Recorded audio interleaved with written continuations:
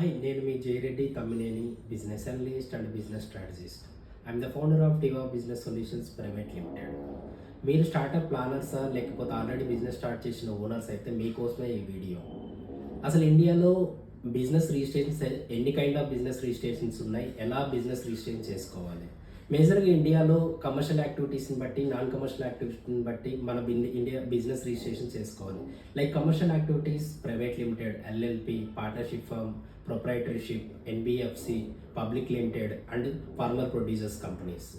Like non commercial activities section 8 companies and societies, trust. So as a business అనలిస్ట్గా నేను చాలా బిజినెస్ని చూశాను. వాళ్ళ యాక్టివిటీస్కి తగ్గట్టుగా వాళ్ళ బిజినెస్ రిజిస్ట్రేషన్స్ ఉండవు. దానివల్ల like loans point of view, expansion point of view, tax point of view చాలా టెక్నికల్ ఇష్యూస్ ఫేస్ చేస్తూ ఉంటారు.